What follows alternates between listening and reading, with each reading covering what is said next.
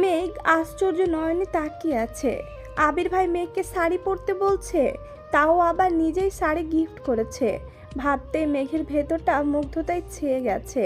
আঁখি জোড়ায় চমক দেখা যাচ্ছে। নিজের চোখ কান কোনো কিছুকে বিশ্বাস করতে পারছে না। মাইসা আপুর বিয়েতে মেঘ শাড়ি পরে দুতলা থেকে নিচতলা পর্যন্ত নামতে পারেনি। আবির ভাইয়ের ঠান্ডা কণ্ঠের হুমকিতেই শাড়ি পাল্টাতে বাধ্য হয়েছিল। আজ আবির ভাই নিজেই শাড়ি পরতে বলছেন, তাও আবার চুল ছেড়ে। মেঘ শপিং ব্যাগ থেকে বাসন্তী রঙের একটা শাড়ি বের করলো, সাথে ম্যাচিং পেডিকোট, 2 জোড়া কাঁচের চুড়ি। মেঘ শাড়িটা হাতে নিয়ে ঘুরিয়ে ফিরিয়ে দেখলো।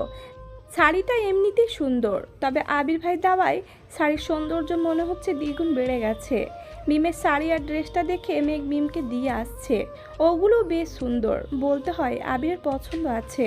মেঘ ফ্রেশ হয়ে ছুটে গেল কাকিয়ার রুমে। কাকিয়া ঘুমাচ্ছে দেখে মেঘ বিভ্রান্তিতে পড়ে গেছে।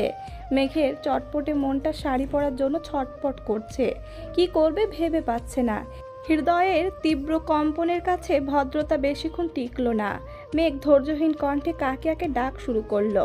মেঘের ডাকে কাকিয়া ঝটপট করে উঠে বসেন। উদ্বিগ্ন কণ্ঠে শোধায়, কি হয়েছে মেঘ?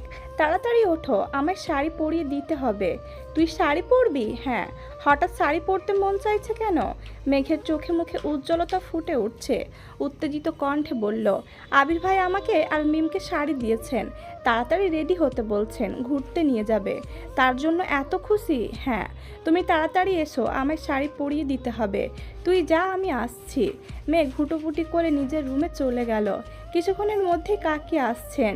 মাইসা আপুর বিয়েতে মাইসা আপুরা বাঙালি স্টাইলে শাড়ি পরেছিল, তবে আজ কাকিয়া আঁচল ছেড়ে খুব সুন্দর করে কুচি দিয়ে শাড়ি পরিয়ে দিয়েছেন।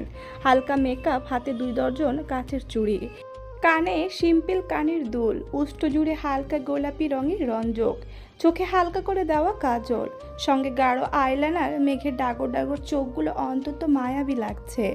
চুল আঁচড়ে ঠিক মাঝ বরাবর সিথি কেটে কিছু চুল সামনে রাখলো। পেছন দিকে চুলগুলো কোমর ছড়িয়ে বেশ খানিকটা নিচে নামলো। চুলের আগ হাঁটুর কিছুটা ওপরে। সাজ সম্পূর্ণ হওয়ার পর মেঘ কিছুটা দূর থেকে ড্রেসিং টেবিলের দিকে তাকালো। অমনি চক্ষুদয় প্রশস্ত হয়ে গেল। শাড়িতে নিজেকে কেমন যেন অপরিচিত লাগছে। কাকিয়া মেঘকে আপাদ মস্তক দেখে বলল, মাশাআল্লাহ, অনেক সুন্দর লাগছে, বউ বউ লাগছে। মেঘ নড়ে চড়ে দাঁড়িয়ে লাজুক হাসলো। মনে মনে বলল, তোমাদের আবিরের বউ। কাকিয়া মেঘের হাতের দিকে তাকিয়ে ভুরু কোচকালো। তপ্ত স্বরে বলল, তুই একটু বস, আমি আসছি। কাকিয়া মিমের রুমে আসলো। মিম ততক্ষণে প্রায় রেডি। আদির চুল আঁচড়ে দিচ্ছিল। তানবীর, আবির আর আদির জন্য বাসন্তী রঙের পাঞ্জাবি আনা হয়েছে। পাঞ্জাবি 3টা গতকালই তানবীর নিয়ে আসছিল। 2টা শাড়ি আর ড্রেস আজ আবির নিয়ে আসছে। তানবীর নিজে আদির হাত মুখ ধুইয়ে সাজিয়ে দিয়েছে। মিমের রুমে যাওয়ায় মিম আবারও আদির চুলগুলো ঠিক মতো আঁচড়িয়ে দিচ্ছিল। আকলিমা খান রুমে ঢুকতে ঢুকতে দেখলেন বিছানার ওপর শাড়ি পরে আছে, অথচ মিম ড্রেস পরেছে। আকলিমা খান জিজ্ঞাসু দৃষ্টিতে তাকিয়ে শোধালেন, মেঘ শাড়ি পরেছে, তুই পরিসনি কেন? আমার শাড়ি পরতে ভালো লাগে না আম্মু। শাড়ি দেখলেই রাগ ওঠে। এখন রাগ উঠছে ঠিকই, শাড়ি পরার বয়স হয়নি তো তাই। 2 দিন পর মেঘের মতো তুইও শাড়ি পরার জন্য ছটপট করবি। সে যাই হোক, তোর আলতাটা দে। মিম ড্রেসিং টেবিল থেকে আলতা বের করে আম্মুকে দিল। আকলেমা খান মেঘের 2 হাতে আর 2 পায়ে খুব সুন্দর করে আলতা পরিয়ে দিয়েছে। কিছুক্ষণের মধ্যেই মিম আর মেঘ নিচে নামলো। আদি রেডি হয়ে বাসা থেকে বেরিয়ে গেছে। মেন গেট পার হতেই মেঘের নজর পড়ে বাসন্তী রঙের পাঞ্জাবি পরনে প্রিয় মানুষটার দিকে। পাঞ্জাবির হাতা কনুই পর্যন্ত ওঠানো, হাতে কালো রঙের ঘড়ি, অনামিকা আঙুলে জল জল করছে একটা আংটি। চোখে সানগ্লাস পরে গাড়ির সাথে হেলান দিয়ে দাঁড়িয়ে ফোন চাপছিল। বাসন্তী রঙে আবির ভাইকে দেখে মেঘের হৃদয়ে বাসন্ত দোলা দিচ্ছে। মেঘের ভেতর হৃৎপিণ্ডটা ছুটছে দিক বিদিক। বদলে গেল মেঘের অভিপ্রায়। চোখ দুটো প্রেম অনুভূতিতে চকচক করছে। আবির ভাইকে এভাবে দেখে মেঘের হার্টবিট থমকে গেছে। মেঘ মনে মনে নিজেকে আওড়ালো, আর কতভাবে আপনি আমার ছোট হৃদয়ে অগ্নিকাণ্ড চালাবেন। মিমের ডাকে মেঘের মনোযোগ সরে, দৃষ্টি নামিয়ে নেয়, কুচিগুলো ধরে আস্তে ধীরে পা বাড়ায়। তখনই আবিরের দৃষ্টি পড়ে আলতারাঙা পায়ের দিকে। অমনি বুকের ভেতরটা মোচড় দিয়ে উঠেছে। আলতারাঙা পায়ের মালিক যে আবিরের হৃদয়ের রানী। আলতায় রাঙানো পা এই নিয়ে দ্বিতীয়বার দেখছে। প্রথমবার দেখেছিল মাইসাপুর বিয়েতে। আবির মেঘের পা থেকে মাথা অবধি দেখল। আবিরের হৃদয়ের অন্তঃস্থল জুড়ে অস্থিরতা কাজ করছে। বাসন্তী রঙা শাড়ি, সুদীর্ঘ ঘন কালো চুল, মায়াবী দুই চোখ, সদ্য ফোটা রঙিন হাসিতে মন্ত্রমুগ্ধ আবির সম্মোহনী দৃষ্টিতে তাকিয়ে আছে মেঘের দিকে। শাড়িতে মেঘকে দেখে কেউ বলবেই না এই মেয়ের বয়স 18, কিছুদিন পর 19-এ পা দিবে। মেঘকে দেখে মনে হচ্ছে 22-23 বছরের যুবতী মেয়ে। মেঘকে দেখে অজানা শিহরণে আবিরের শরীর ঝাঁকুনি দিয়ে ওঠে।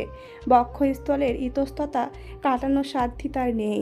আবিরের হৃদয়টাকে ক্ষতবিক্ষত করার অস্ত্র আবির নিজেই মেঘের হাতে তুলে দিয়ে এসেছে। জেনে বুঝে নিজেকে ধ্বংসের দ্বার প্রান্তে নিতে চাচ্ছে আবির। জড়ালো হৃদস্পন্দনের শব্দ আবিরের কান পর্যন্ত পৌঁছাতে আবির ঢোক গিলল।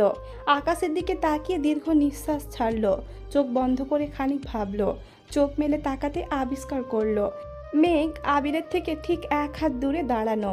এত কাছাকাছি দাঁড়ানোতে মেঘের গায়ের গন্ধ আবিরের নাসারন্ধ্র পর্যন্ত পৌঁছে যায়। এই ঘ্রাণ আবিরকে বারংবার মাতাল বানাতে সক্ষম। মেঘ সুমধুর কণ্ঠে বলে, কি হয়েছে আপনার?